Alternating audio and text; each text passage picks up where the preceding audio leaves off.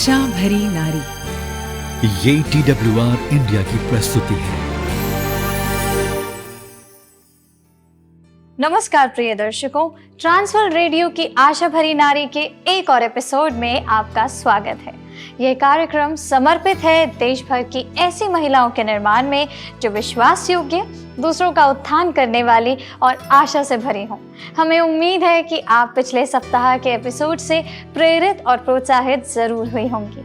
हम इस विशेष अधिकार के लिए परमेश्वर के आभारी हैं कि हम आशा भरी नारी हैं। ऐसे समय में जब सब कुछ सफलता, प्रसिद्धि, धन, आनंद के बारे में और अस्थायी महिमा के बारे में है, हमें इस दुनिया की चीज़ों से परे देखने और अनंत जीवन के दाता की ओर अपनी नजरें लगाने के लिए बुलाया गया है। ये कितने आनंद की बात है कि मसीह में हमें पाप और मृत्यु के चुंगल से मुक्ति मिलती है। जबकि हम अपना विश्वास क्रूस पर रखते हैं तो वह उसकी अपनी धार्मिकता हमें प्रदान करता है, उसकी आत्मा जो हमें कभी त्यागती नहीं और उस जीवन का आश्वासन जो परमेश्वर की महिमामय उपस्थिति में है।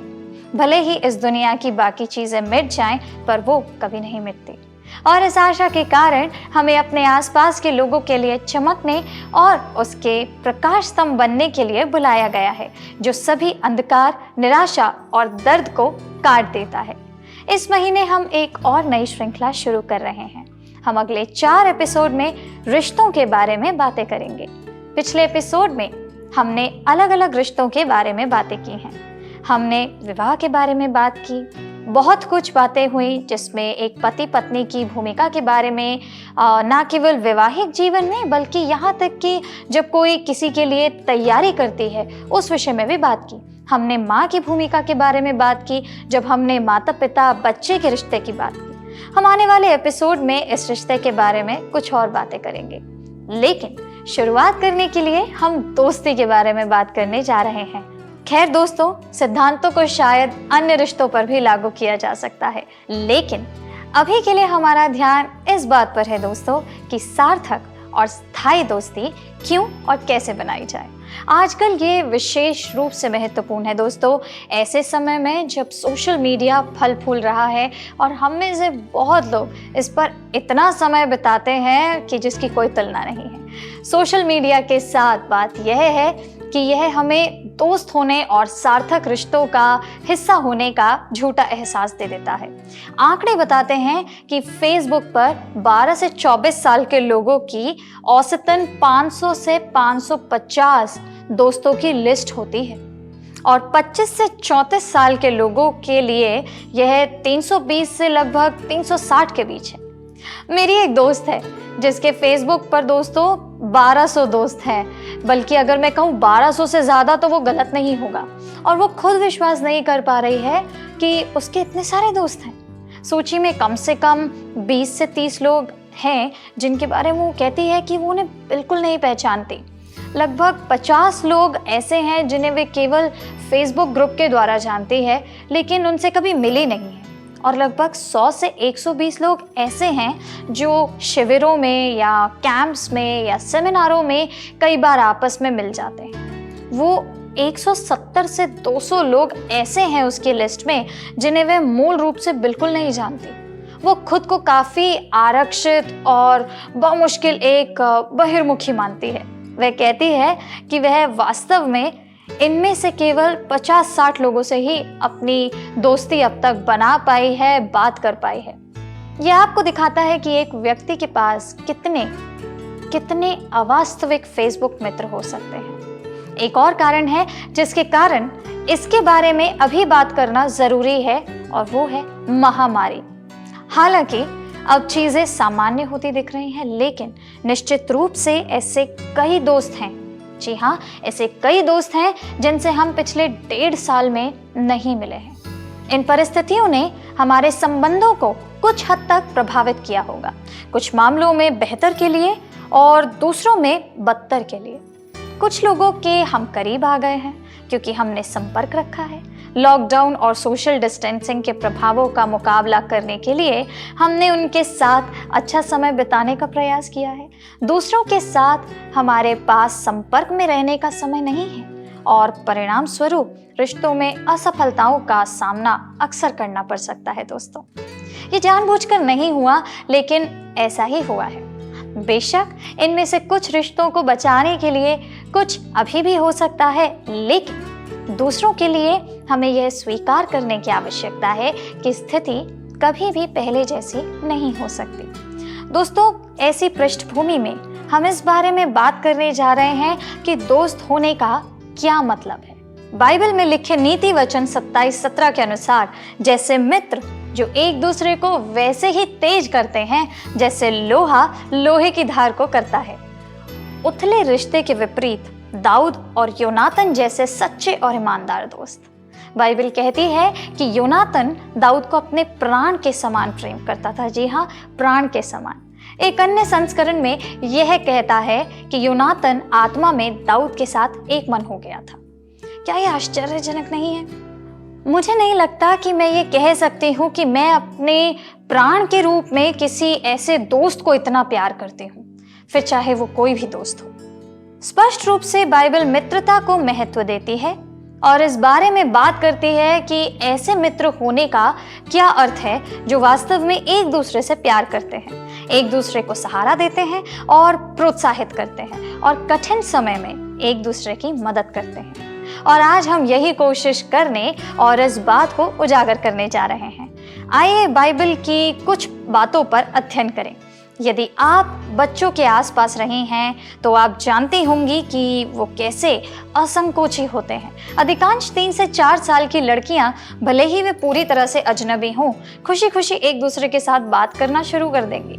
कई बार मैं सोचती हूँ कि हम किस उम्र में इससे बाहर निकलते हैं। वह बच्चे जैसी मासूमियत जहाँ हर कोई दोस्त होता है, कोई डर नहीं होता, कोई संदेह नहीं होता, कोई छिपा हुआ एजेंडा नहीं होता, बस शुद्ध और केवल शुद्ध प्रेम। क्या आपने यह गौर किया है कि उस उम्र के बच्चे इतने क्षमाशील होते हैं जिसकी तुलना आप और मैं अपने जीवन से नहीं कर सकते। आप एक दिन उनका खिलौना तोड़ सकते हैं और अगले दिन यदि आप उन्हें फिर से देखते हैं तो वे बस आएंगे और आपसे बात करेंगे जैसे कल कुछ हुआ ही नहीं था। लेकिन जैसे जैसे हम बड़े होते हैं दोस्तों, हम दुनिया के पैटर्न से भ्रष्ट होते चले जाते हैं। छोटे बच्चे भी आत्मकेंद्रित और धूर्त हो जाते हैं और वे शुद्ध इरादों और दोस्तों के बीच मुक्त आनंद, समूहों, गिरोहों, गुटों, गपशप, नीचता और आक्रोश में बदलते चले जाते हैं। वैसे सब कुछ नष्ट नहीं हुआ है दोस्तों। जब हम प्रभु के ज्ञान में आते हैं तो हमें एक दूसरे से प्रेम करने और एक दूसरे के साथ शांति स्थापित करने के लिए बुलाया जाता है। ये वास्तविक मित्रों के उद्देश्य और महत्व को फिर से खोजने के लिए एक स्वस्थ स्थान है, जैसा कि परमेश्वर ने दोस्ती के लिए इरादा किया था। शुद्ध, आरामदायक, स्वीकार करने वाला, वास्तविक, जिस तरह से हम एक दूसरे के साथ बातचीत करते थे जब हम छोटी लड़कियां थी। मैंने कहीं पढ़ा है कि एक अच्छा दोस्त अपने आप को सबसे अच्छा संस्करण बनने के लिए प्रेरित करता है। वह संस्करण जो परमेश्वर के दिमाग में था जब उसने आपको और मुझे बनाया था। एक बार सोच के देखिए दोस्तों, क्या हमारे ऐसे दोस्त हैं? जिन मित्रों पर आप भरोसा करते हैं वे वास्तव में आपकी बात सुनते हैं या नहीं? या आपके दोस्त आप पर शासन कर रहे हैं और आपकी राय को कम कर देते हैं? क्या आपके मित्र ऐसे हैं जो आपको परमेश्वर का अनुसरण अधिक गहराई से करने के लिए प्रेरित करते हैं, या आपके मित्र ऐसे हैं जो हमेशा परमेश्वर के साथ आपके रिश्ते से एक अलगाई बना करके या एक अलग व्यक्तित्व बना करके ही रखते हैं? क्या आपके ऐसे दोस्त हैं जो आपके साथ खड़े रहते हैं जब आप कुछ गलत भी करते हैं तब भी वो आपको सपोर्ट करते हैं या आपके साथ खड़े रहते हैं, या वे सिर्फ आपका समर्थन करेंगे भले ही उन्हें लगे कि आप गलत हैं? या क्या वे अपने कंधे ऊंचा करके कहेंगे कि इनमें से वो कुछ नहीं करना चाहते, आपके लिए कहीं खड़े नहीं होना चाहते? उस समय का क्या जब आप कठिन समय से गुजर रहे हैं? क्या आपके मित्र आपके लिए प्रार्थना करेंगे? क्या वे इसमें कदम रखेंगे और किसी ना किसी तरह से आपकी मदद करेंगे? और कह सकते हैं कि क्या जब तक आपकी स्थिति में सुधार नहीं हो जाता वो आपसे मिलने से कतराएंगे या नहीं? या क्या वो आपको शराब, अत्यधिक खरीदारी या किसी अन्य माध्यम से अपनी समस्याओं से बचने के लिए प्रोत्साहित करेंगे? क्या आपके मित्र आपके लिए उत्साहित और प्रसन्न होते हैं जब आप सफल होते हैं, या क्या वे जलन रखते हैं या आपकी सफलता को कम करने के तरीके खोजते हैं? क्या आपके पास कम से कम एक दोस्त है जिसके साथ आप अपनी असलियत में रह सकते हैं, यह जानते हुए कि वे आपसे प्यार करेंगे, इसके बावजूद कि आप क्या करते हैं, कैसे हैं या आप किस चीज़ से गुजर रहे हैं? इन प्रश्नों के उत्तरों पर विचार करने के लिए कुछ क्षण लें। मुझे यकीन है कि आप इस बात से सहमत होंगी कि ये कुछ ऐसे गुण हैं जिनकी हमें वास्तविक मित्रों में आवश्यकता होती है। इन सवालों के जवाब आपको यह समझने में मदद करेंगे कि आपकी दोस्ती वास्तव में कितनी स्वस्थ है। इन सवालों के जवाब देने के बाद आप खुद में ये महसूस कर सकती हैं कि आपका कोई वास्तविक मित्र है या नहीं है, कि उनमें से कोई विश्वसनीय है या वास्तविक मित्रता के योग्य ही नहीं है। हालांकि इस बात से आप निराश बिल्कुल ना हो। जी हाँ, बिल्कुल निराश ना हो। यह महसूस करना शुरू ना करें कि आपके साथ कुछ गलत है, क्योंकि आपके पास ऐसे करीबी दोस्त नहीं हैं जिनके साथ आप वास्तविक हो सकती हैं या वे आपके साथ वास्तविक हो सकते हैं। हो सकता है कि आपके अतीत में ऐसे दोस्त रहे हों या ऐसे लोग जो अंततः ऐसे दोस्त बन सकते थे, लेकिन जैसे जीवन है चीज़ें बदलती रहती हैं। जब आप दूर जाते हैं तो आप अपने पुराने दोस्तों को पीछे छोड़ देते हैं, और दोस्तों, यहाँ तक कि जिन लोगों से आप अलग नहीं हो सकते थे वे भी समय के साथ कभी ना कभी दूर हो जाते हैं। जैसे जैसे आप बड़े होते जाते हैं आपको एहसास होता है कि आपके दोस्तों के साथ अब आपकी उतनी नहीं पटती है, और इससे आप अलग हो जाते हैं, एक अलगाव महसूस करते हैं। और जैसे आप जीवन के नए चरण की शुरुआत करते हैं, जैसे कि जब आप काम करना शुरू करते हैं या शादी के बंधन में जाते हैं या आपके बच्चे हो जाते हैं, तो आपकी प्राथमिकताएं बदल जाती हैं और हर पड़ाव पर आपके रिश्तों में बदलाव आता है, खासकर दोस्ती में। लेकिन अच्छी खबर यह है कि ऐसी सच्ची मित्रता विकसित करने में अभी भी देर नहीं हुई है। हो सकता है कि आप उस तरह के व्यक्ति रहे हों जिसे अब तक कभी नहीं लगा कि ऐसे दोस्तों का होना ज़रूरी है, लेकिन अगर आपने दोस्तों के होने के लाभ को पहचान लिया है जो आपको खुद का वो संस्करण बनने में मदद करेंगे जैसे कि परमेश्वर का इरादा है, तो क्या ऐसे रिश्तों को विकसित करना इसके लायक नहीं होगा? आपको क्या लगता है? लेकिन इससे पहले कि हम ऐसे रिश्तों की तलाश करें, हमें एक बात याद रखनी होगी। हम में से कुछ लोग अपनी पहचान इस बात से पाते हैं कि हमारे दोस्त हमारे बारे में क्या सोचते हैं। हम अपने दोस्तों द्वारा अधिक स्वीकार्य होने के लिए खुद को बदलने की निरंतर कोशिश करते रहते हैं। दोस्ती या किसी रिश्ते के लिए यह सही आधार नहीं है मेरे दोस्तों। इसके बजाय एक मजबूत नींव जिससे किसी भी चीज़ को हिलाया नहीं जा सकता आपके जीवन, आपकी दोस्ती में, वह है मसीह में हमारी पहचान में सुरक्षित होना। हम अपने मूल्य या हमारे मूल्यों को परिभाषित करने के लिए हम कौन हैं, या हमारा क्या उद्देश्य है, या हमारा आनंद, शांति, प्रावधान के लिए किसी भी मानवीय रिश्ते पर निर्भर नहीं हो सकते। रिश्ता जो भी हो दोस्तों, शादी हो, पितृत्व हो, एक माँ का रिश्ता हो, भाई बहनों का रिश्ता हो या दोस्ती का हो, हम लोगों में इनमें से कोई भी चीज़ नहीं ढूंढ पाएंगे। जो हमें ये सब कुछ देता है वो स्वयं प्रभु है। क्रूस पर मसीह के द्वारा बलिदान में हमारे मूल को परिभाषित किया गया है। यद्यपि हम अयोग्य पापी थे, लेकिन सृष्टि के स्वामी ने हमें उसके इकलौते पुत्र के बहुमूल्य लहू से छुड़ाने के लिए चुना। जी हाँ, ये बहुत अच्छी बात है। और हम में से जो मसीह और उसके कार्य में अपना विश्वास क्रूस पर रखते हैं और आत्मा के द्वारा जीने के लिए बुलाए जाते हैं, उसने हमें अपनी संतान कहलाने का अधिकार दिया है। एक राजा के बच्चे अनंत काल के लिए वारिस, स्वयं परमेश्वर के सबसे प्रिय होते हैं।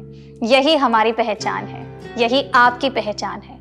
और जब हम इस पहचान में सुरक्षित हैं तो हमें लोगों को अधिक स्वीकार्य बनने के लिए खुद को बदलने की जरूरत बिल्कुल नहीं है। हम जगत की ज्योति और पृथ्वी के नमक होने के लिए बुलाए गए हैं, क्योंकि हमारी प्रभु में यही पहचान है दोस्तों।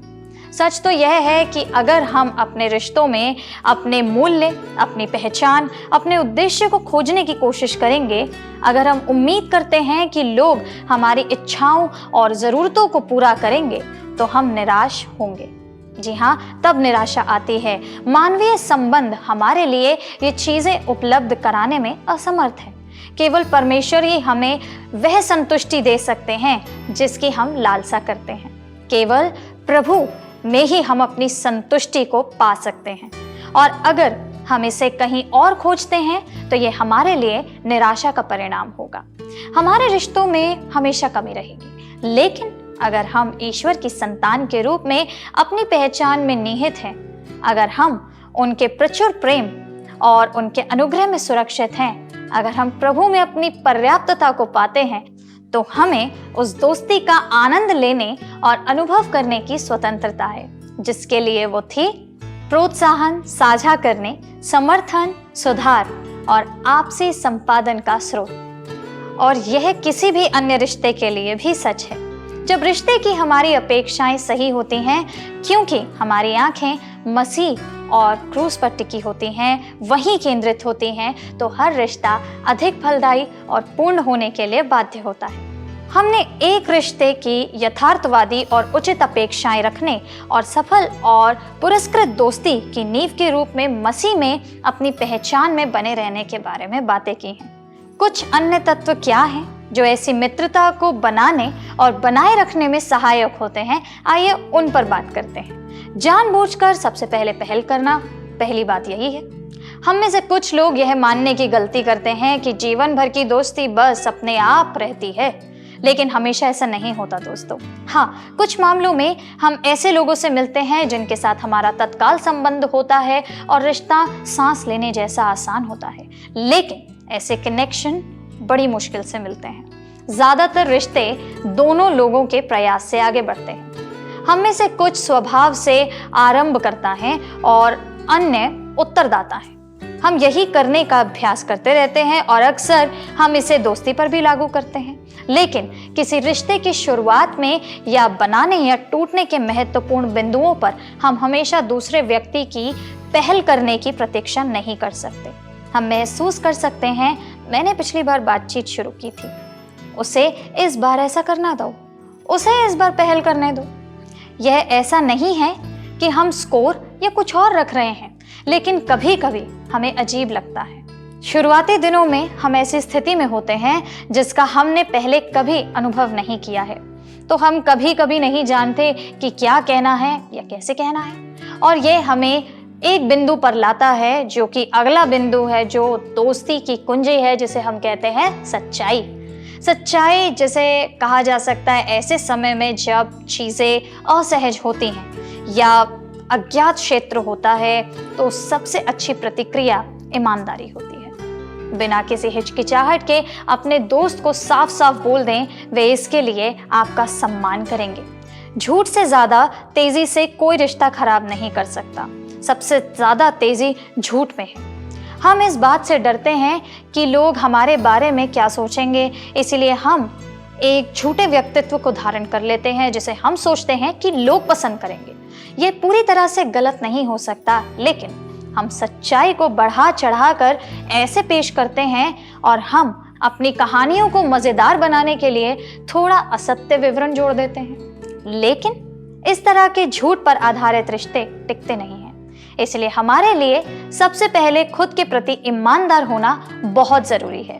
हमारे अतीत में हुई चीज़ें हमें भारी पड़ सकती हैं। अतीत के दर्द, अनसुलझे मुद्दे, पिछले रिश्तों के निशान जो सभी के प्रति हमारे दृष्टिकोण को प्रभावित करते हैं। हम अपनी रक्षा के लिए रक्षा तंत्र विकसित कर देते हैं, लेकिन अक्सर हमें यह एहसास नहीं होता कि यह सब सामान है जिसे हम ले जा रहे हैं, जबकि हमें वास्तविकता में इसकी आवश्यकता नहीं है। पवित्र आत्मा से उन चीज़ों के लिए अपनी आंखें खोलने के लिए कहें जिनसे आप संघर्ष कर रहे हैं। और यीशु कहते हैं, हे सब थके मांदे और बोझ से दबे लोगों, मेरे पास आओ और मैं तुम्हें विश्राम दूंगा। हमें डर हो सकता है कि अतीत को खोदने से हमें और दर्द हो सकता है और इससे हम अनिच्छुक हो सकते हैं, लेकिन हमें यह पहचानने की ज़रूरत है दोस्तों, जी हाँ, हमें यह पहचानने की ज़रूरत है कि ये मुद्दे ऐसी बाधाएं हैं जो हमें अभी और भविष्य में फलदायी मित्रता बनाने से रोकती हैं, और जबकि वे हमें पीड़ा दे सकती हैं, हमारा परमेश्वर विश्वास योग्य है और हमारे संघर्ष को लेकर उसे ताकत में बदलने में सक्षम है। इन मुद्दों के समाधान में हम देखेंगे कि परमेश्वर की विश्वास योग्यता और हम अतीत में की गई कुछ गलतियों को दोहराने से कैसे बच सकते हैं। और एक और बात, जब हम स्वयं के प्रति और परमेश्वर के प्रति ईमानदार होते हैं तो यह हमें अधिक ईमानदार और दूसरों के साथ भी साफ दिल रहने में बहुत मदद करता है। अगला बिंदु है बातचीत का ही। हम सब जानते हैं कि किसी भी रिश्ते में बातचीत बहुत महत्वपूर्ण है और दोस्ती अलग नहीं है। ईमानदारी और बातचीत साथ साथ चलते हैं। हम अक्सर यह मानने की गलती करते हैं कि दूसरा व्यक्ति समझता है कि हम क्या कर रहे हैं या हम कैसा महसूस कर रहे हैं, लेकिन हमेशा ऐसा नहीं होता है। हम कभी कभी साझा करने में अनिच्छुक महसूस कर सकते हैं क्योंकि हमें लगता है कि मुद्दा बड़ा छोटा है या वो समझ नहीं पाएंगे कि इसका मतलब क्या है और हमारी स्थिति में होने का मतलब क्या है, या अहंकार हमें अपने संघर्षों को साझा करने से रोकता है। लेकिन दोस्तों, अगर हमारे दोस्त अतीत में हमारे साथ खड़े रहे हैं और हम जानते हैं कि वे वास्तव में हमारी परवाह करते हैं, तो हमें साझा करने के लिए तैयार रहना चाहिए। जितना अधिक हम पीछे हटते हैं और जितने अधिक किनारा करते चले जाते हैं, रिश्ते उतने ही अधिक प्रतिबंधित हो जाते हैं। बातचीत का एक अन्य महत्वपूर्ण पहलू सुनना है। सिर्फ सुनना नहीं, बल्कि बिना धारणा बनाए सुनना। मुझे याद है कि कोई कहता है, हम समझने के लिए नहीं सुनते, हम जवाब देने के लिए सुनते हैं। क्या आप ऐसे ही सुनते हैं, सिर्फ यह कहने के लिए कि आप क्या सोचते हैं, या वास्तव में यह समझने के लिए कि दूसरा इंसान क्या सोच रहा है या वो किस स्थिति से गुजर रहा है?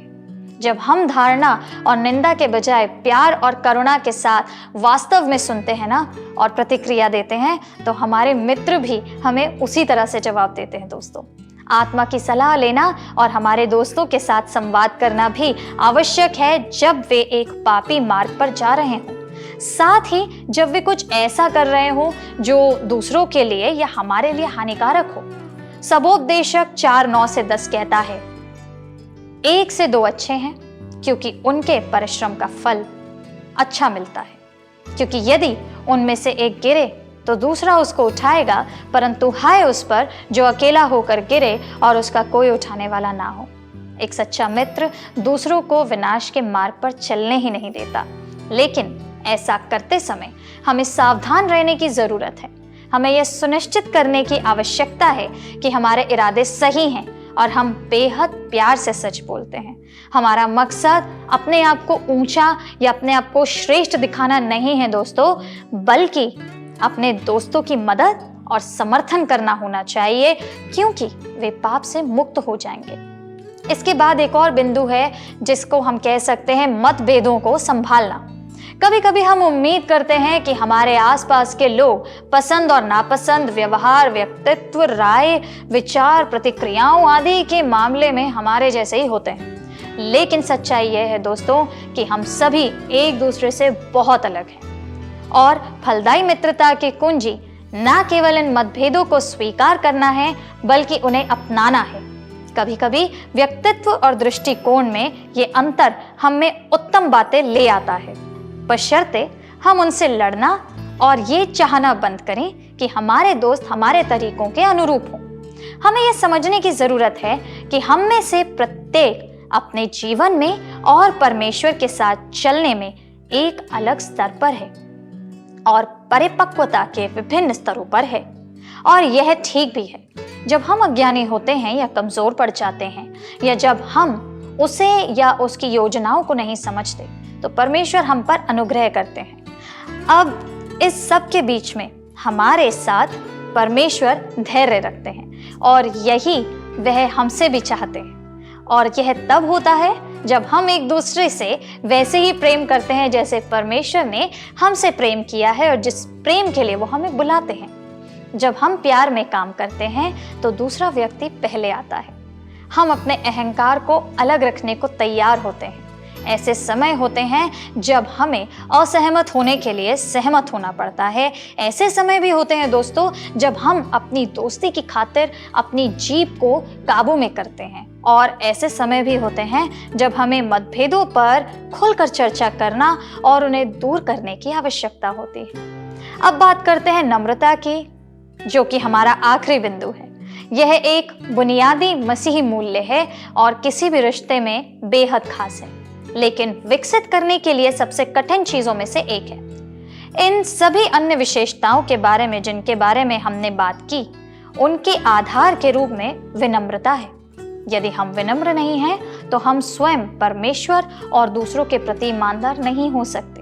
ना तो हम अपने दोस्तों के साथ संवाद करने में साफ दिल रहेंगे या पारदर्शी रहेंगे, और ना ही मतभेदों को संभालने में दयालु बनेंगे। हम प्रभु में अपनी पहचान में जितने अधिक सुरक्षित होंगे और उसने हमारे लिए जो किया है दोस्तों, हम उतने ही विनम्र होंगे। मुझे पता है कि यह काफ़ी विरोधाभासी लग सकता है, लेकिन अक्सर हमें गर्व होता है।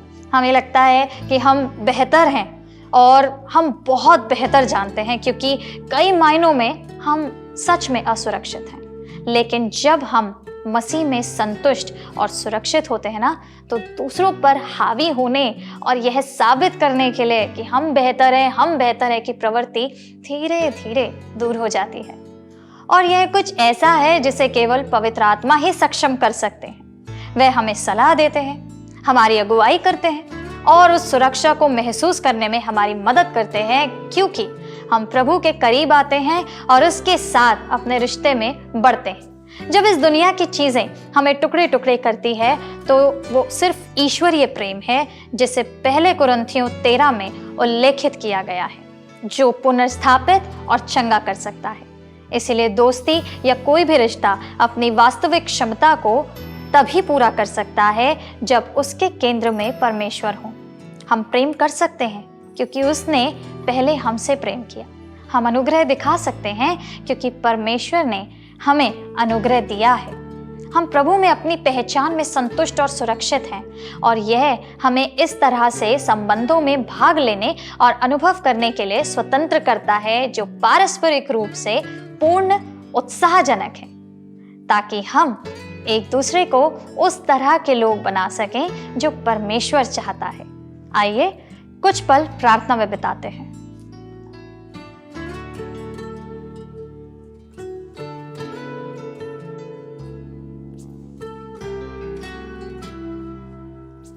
धन्यवाद दयालु पिता, हम आपका धन्यवाद करते हैं कि आपने एक बार फिर से हमें यह मौका दिया कि हम अपने रिश्तों की नींव को आपके द्वारा, आपके वचनों के द्वारा समझ सकें, और आपके वचन जो हमें बताते हैं अपने रिश्तों में उन सारी बातों को लागू कर सकें।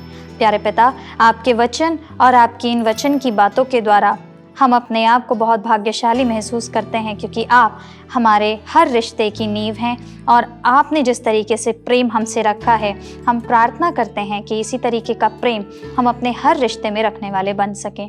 आज जो बातें हमने और हमारे दर्शकों ने मिल कर के दोस्ती के विषय में और इस प्यारे से रिश्ते के बारे में सुनी हैं, सीखी हैं, उन्हें हम अपने जीवन में, अपने जीवन के हर एक हिस्से पर लागू करने वाले बन सके। एक बार फिर से हम सारी प्रार्थनाओं को और अपने रिश्तों को और उन्हें सुरक्षित रखने की इस प्रार्थना को और इस निवेदन को आपके समक्ष रखते हैं। प्रार्थना को यीशु के नाम से मांगते हैं, आमीन।